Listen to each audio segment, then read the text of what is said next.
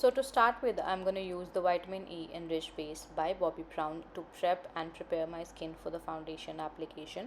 I'm going to take a little bit and apply it on my cheeks, mostly concentrating it on my cheeks area. This is just going to help make sure that my skin is primed really well and is all good for the foundation application.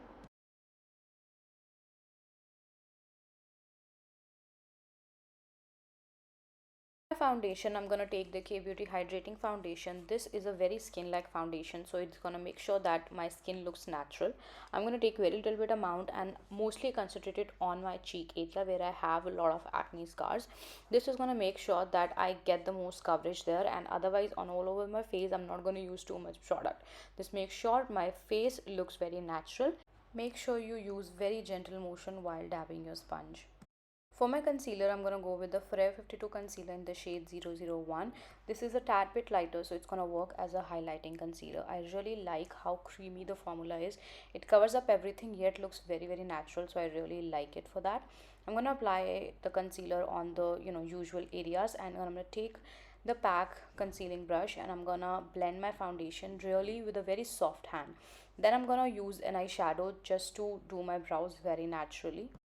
For my blush, I'm going to take the Cuffsnlashes blush and I'm going to apply it mostly on the outer edge of my cheeks, and I'm going to make sure that I apply it slightly higher just so that it gives me that chubby cheeks look. And then I'm going to take the Auric Beauty powder shade and I'm going to apply it to set my concealer. And then I'm going to go with the Love Tahiti palette from Bperfect Cosmetics, taking a very soft coral shade, applying it all over my transition shade. Then for my outer corner, I'm going to go with a very soft purple shade and I'm going to make sure that I blend it into my transition really well. Once I'm done blending the two shades together, I'm going to take a duochrome shade and I'm going to apply it on my lid. I'm going to give it a very rough application just so that it looks more aesthetic.